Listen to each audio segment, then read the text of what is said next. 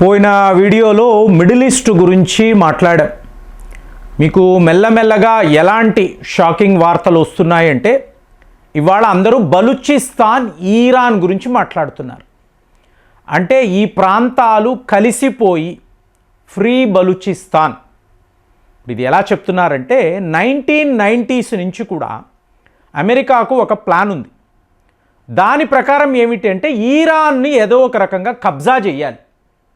ఎందుకు చేయాలి? ఇరాన్లో ఉండే రిచ్ ఆయిల్ ఫీల్డ్స్. సో ఇదంతా అమెరికాకు కావాలి. మీకు ఆ రోజుల్లో చూసారనుకోండి, యూకే వాళ్ళు ఇరాన్ వద్దే చమురు కొనేవాళ్ళు. అంటే యూరోపియన్స్ ఏం చెప్పినా కూడా ఇరాన్ వాళ్ళు వినేవాళ్ళు. తరువాత ఎప్పుడైతే తిరగబడ్డారో వాళ్ళ మీద శాంక్షన్స్. ఇప్పుడు డొనాల్డ్ ట్రంప్ ప్లాన్ ఏంటి? ఇరాన్ మీద యుద్ధము చేసి ఆ దేశాన్ని కబ్జా చెయ్యాలి. ఈ ఆయిల్ ఫీల్డ్స్ని అంతా అమెరికా వాడు తన కంట్రోల్లో పెట్టుకోవాలి. సో దీన్ని చూసారంటే అమెరికా ప్లాన్ అని అంటారు. కానీ ఇక్కడ భారత్లో ఏమైంది? సడన్గా ఈ మోదీ రావడం. సో రావడం ఏమైంది? భారత్ ప్లాన్ అని. అంటే ఏంటి? అమెరికా ప్లాన్, దానికి కౌంటర్గా భారత్ ప్లాన్. ఏంటండి? సో ఇప్పుడు మీరు చూసారనుకోండి, ఇరాన్ని అమెరికా వాడు పొందితే ఏం జరుగుతుంది? సో ఆయిల్ ఫీల్డ్స్ అన్నాం. ఒకవేళ ఇదే ఇరాన్ మళ్ళీ బలూచిస్తాన్. సో ఇక్కడ భారత్ యొక్క ప్లాన్ ఏమిటి? క్లియర్గా తెలుస్తుంది. క్లియర్గా మీరు చూసారనుకోండి, ఇవాళ 200 టార్గెట్లు అండి. ఎక్కడ? బలూచిస్తాన్లో. బలూచిస్తాన్ అంటే ఎవరిదండి? పాకిస్తాన్ మాది అని చెప్పుకుంటాడు. 44% ప్రాంతము మీకు పాకిస్తాన్లో బలూచిస్తాన్ ఉంటుంది. మాది అని చెప్పుకుంటాడు. ఇక్కడే మీకు క్వాటా అనబడే నగరము, గ్వాదార్ పోర్ట్, ఇవన్నీ ఉంటాయి. సో ఇప్పుడు భారత్ యొక్క ప్లాన్ ఏమిటి? మీకు సింధ్ ఆర్మీ అని చెప్తారండి. వాళ్ళు కూడా ఇవాళ బలూచ్ లిబరేషన్ ఆర్మీతో చేరిపోయారు. సింధ్ అంటే సింధు నది, హిందువులు. అవునా? సో ఇంట మహిళలు, పిల్లలు వీళ్ళు కూడా తుపాకులు పట్టుకొని పాకిస్తాన్ సైన్యం మీద యుద్ధము చేయడానికి ఇవాళ వీళ్ళు సిద్ధపడిపోయారు. 200 టార్గెట్లు, ప్రముఖ నగరాలంతా బలూచ్ లిబరేషన్ ఆర్మీ చేతిలోకి వచ్చేసింది. సో దీనిని మనం ఇండియా ప్లాన్ అని చూసేమో అనుకోండి. అమెరికా ప్లాన్ చూసాం. ఇండియా ప్లాన్ ఏమిటి? బలూచిస్తాన్ని ఇరాన్తో కలిపేయండి. సో మనము ఇప్పుడు అమెరికా ప్లాన్ చూసాము. ఇండియా ప్లాన్ ఆటోమేటిక్గా సింధ్ ప్రావిన్స్, సింధ్ పంజాబ్ ప్రావిన్స్ను విడగొట్టాలండి. సో ఇప్పుడు మీకు ఆ జరుగుతున్న యుద్ధము పాకిస్తాన్ ఆర్మీతో చెప్తున్నాక వాళ్ళు పారిపోతున్నారు. పంజాబ్ సింధు అనేది విడిపోతే విడి దేశం, సింధు దేశాన్ని మాట్లాడుతున్నాం. సింధ్ పంజాబ్ వీళ్ళు విడిపోతే గిల్గిట్ బల్టిస్తాన్, ఈ గిల్గిట్ బల్టిస్తాన్ అనేది ఎంత క్రిటికల్ అంటే పైన ఆఫ్ఘనిస్తాన్ ఉంటుందండి. దానికి పైన ఎవరుంటారు? ద ఫేమస్ యుఎస్ఎస్ఆర్ దేశాలు, తుర్కిమెనిస్తాన్, తజికిస్తాన్. చూడండి, మీకు ఇదంతా ఈ సమీకరణ చూడాలి ఫ్రెండ్స్. ఒక దేశము ఇంకొక దేశం మీద యుద్ధము చేస్తుంది అన్నప్పుడు మీకు డీప్ స్టేట్లో ఎన్నో రకాలుగా ఉంటాయి ప్లానింగ్. పాకిస్తాన్ అనబడే దేశాన్ని వీళ్ళు ఎందుకు సృష్టించారు? భారత్కి ప్రాబ్లం క్రియేట్ చేయాలి. ఇప్పుడు చెప్తారు కదండి, అమెరికా వాడి ప్లాన్ ఏంటి? రష్యాను ఆపాలి. రష్యాను ఆపాలి అంటే చైనాను తీసుకురావాలి. చైనాను ఆపాలి అంటే భారత్ను తీసుకురావాలి. భారత్ను ఆపాలి అంటే పాకిస్తాన్ని తీసుకురావాలి. మరి పాకిస్తాన్ ఎలా ఆపుతారు? బలూచిస్తాన్. మీకు అర్థమైందా? అంటే ఇప్పుడు చూడండి, మీకు ఇంత భీకరమైన దాడులు కదండి బలూచిస్తాన్లో. మీకు ఆల్మోస్ట్ 12 నగరాలు బిఎల్ఏ చేతికి వచ్చేసినట్టుగా 100 మంది పాకిస్తాన్ సైనికులు మరణిస్తున్నారు. గ్వాదార్ పోర్ట్ నుంచి China labour, China work force పారిపోయారు. మరి అమెరికా వాడు పాకిస్తాన్కి సపోర్టుగా ఒక్క పని చేశాడా? చెయ్యాలి కదండి, మిత్రదేశము కదా. మరి వీడు వెళ్ళి ఆపాలి కదా. ఎందుకంటే పాకిస్తాన్ సైన్యము ఇలా బలి పశువుల్లా అయిపోతుంటే అమెరికా వాడు ఆపాలి కదా. ఆపుతున్నాడా?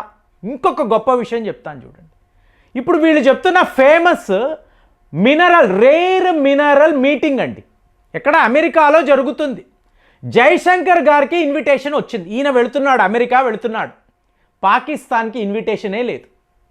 మరి మీకు తెలుసు కదా, అసీం మునీర్ మీకు కొన్ని వజ్రాలు అనండి, కొన్ని రేర్ ఎర్త్ మెటల్స్ను డొనాల్డ్ ట్రంప్ గారికి చూపించాడు. బలూచిస్తాన్లో గ్వాదార్ పోర్టు వద్ద ఇలాంటివి మీకు బిలియన్స్ ఉంటాయండి, మీరు వచ్చి తీసుకోండి, మేము మీకు కావలసిన సదుపాయాలన్నీ చేస్తాము అన్నాడు కదా అసీం మునీర్ డొనాల్డ్ ట్రంప్కి. ట్రంప్ కూడా ఓకే అన్నాడు కదా. మరి ఆ బలూచిస్తాన్ని కాపాడాలి కదా, చేస్తున్నాడా? చేయడం లేదు. సో ఈ ఆటను మీరు చూసారు అనుకోండి, విచిత్రంగా ఉంటుంది. ఎందుకు? బలూచిస్తాన్ని పెట్టుకొని పాకిస్తాన్కి వీళ్ళు చెక్ పెడతారు. ఇది అమెరికా వాడి ప్లాన్. ఎందుకంటే మీకు బలూచిస్తాన్ ఎప్పుడైతే మెల్లమెల్లగా చైనా వాడి వైపు వెళ్ళిపోయిందో, చైనా మీకు శక్తివంతమైన దేశంగా మారుతుంది. అంటే వాడు రేపు అమెరికానే ఛాలెంజ్ చేస్తాడు. ఈ రేర్ ఎర్త్ మెటల్స్ అంతా మీకు చైనా వాడికి వెళ్ళిపోయిందండి, ఏమవుతుంది? మీకు అక్కడ బిలియన్స్ ఆఫ్ డాలర్స్ వర్త్ కదా. కాబట్టి బలూచిస్తాన్ విషయంలో అమెరికా వాడు ఆగిపోతాడు. బలూచ్ లిబరేషన్ ఆర్మీకి కావలసిన ఆయుధాలు భారత్ ఇవ్వచ్చు, లేదా అమెరికానే ఇవ్వచ్చు. ఎందుకు ఇస్తాడు? చైనాను ఆపాలి. సో చైనాకు సపోర్ట్గా పాకిస్తాన్ ఉంది కాబట్టి పాకిస్తాన్ ఎప్పుడూ కూడా అమెరికాకు ఒక పెంపుడు కుక్క అండి. ఇప్పుడు మీరు వీడియోస్ చూస్తూ ఉంటారు, అసలు mummy daddy come to me, ఈ కుక్కల్ని వీళ్ళు ఏదో సొంత పిల్లల్లాగా మీకు ఆ పూజలు అంటారు, భోజనాలు పెడతారు, ఓ తీసుకొని అలాగ వీళ్ళు అన్నీ చేస్తారు కదా.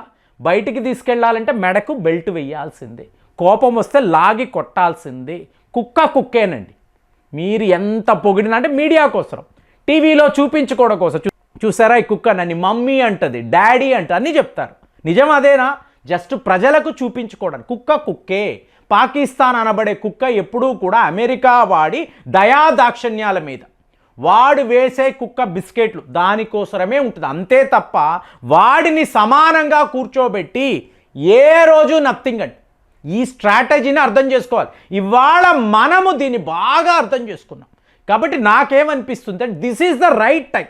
అంటే ట్రంప్ గారు మనకి ఎన్ని రకాలుగా ఉపయోగపడాలో అన్ని రకాలుగా హెల్ప్ చేస్తున్నాడు.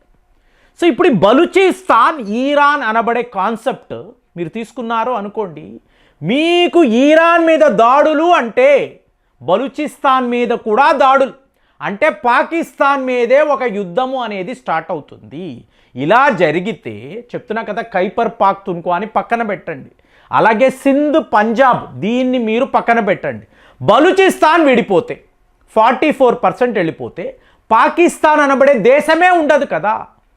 సో ఇదే అమెరికా వాడి ప్లానా? ఒక చిన్న భాగము అంతే. అది ఎందుకు పెట్టుకుంటాడు? వాడి ఎయిర్ బేస్ల కోసం పెట్టుకుంటాడు. సో మిగతావంతా కూడా ఫ్రీ ప్రాంతాలు అయిపోతాయి. సో ఎవరి దారిన వాళ్ళు వెళ్ళిపోతారు, స్వతంత్ర దేశాలుగా వీళ్ళు ప్రకటన చేసుకుంటారు. వీళ్ళందరికీ కూడా బిగ్ బ్రదర్ ఎవరు? భారతే. ఎందుకంటే పీఓకే ప్రజలు మేము మీతో కలిసిపోతాము అంటున్నారు, బలూచిస్తాన్ వాళ్ళు ఈరాన్తో కలిసిపోతాము అంటున్నారు. ఇలాగా అమెరికా ప్లాన్ ఈరాన్ని కబ్జా చేయడము, భారత్ ప్లాన్ పాకిస్తాన్ని ముక్కలు చేయడము. ఇప్పుడు మిడిల్ ఈస్ట్ వద్ద ఇదే జరుగుతుందా? మోదీ వార్ రూమ్లో అజిత్ దోవల్ జయశంకర్ గారు ఇప్పుడు ఈ పనే, అంటే మనము ఎవరితో ఎటువంటి యుద్ధము చెయ్యమండి, జస్ట్ ఈ స్ట్రాటజీ, జస్ట్ ఈ కృష్ణ నీతి దీనిని ప్లే చేసి పాకిస్తాన్ని ముందు దెబ్బ కొడతాము. సో ఇది అమెరికా ద్వారా మనము చేస్తాము. ఆటోమేటిక్గా ఈరాన్ బలూచిస్తాన్ కలిసిపోతే మీ సమస్య తీరిపోయినట్టే కదా. ఎందుకంటే పైన రష్యా అనబడే ఒక దేశం ఉంటుంది. ఏ రోజు అమెరికా రష్యాతో యుద్ధము చెయ్యదు, ఆటోమేటిక్గా రష్యా వాళ్ళు ఏం చేస్తారు? తుర్కుమెనిస్తాన్, తజకిస్తాన్ని తమతో కలిపేసుకుంటారు. అంటే మళ్ళీ వాళ్ళు కంటున్న యుఎస్ఎస్ఆర్ కళ, అమెరికా వాడి ఈరాన్ కళ, భారత్ యొక్క పీఓకే కళ. మోదీ సైలెంట్గా ఢిల్లీలో కూర్చొని ఇదే ప్రణాళిక మీద ఈయన వర్కౌట్ చేస్తున్నాడా? నాకైతే అదే అనిపిస్తుంది. మరి మీరు కూడా అలాగే ఆలోచిస్తున్నారా? పాకిస్తాన్ అనబడే దేశము సిస్టమాటికలీ డెస్ట్రాయ్ అయిపోతుంది, ఇది నా ఆలోచన. మరి మీకు కూడా అలాగే అనిపిస్తే కామెంట్స్లో రాయండి. మళ్ళీ వచ్చే వీడియోలో కలుద్దాం. జై హింద్.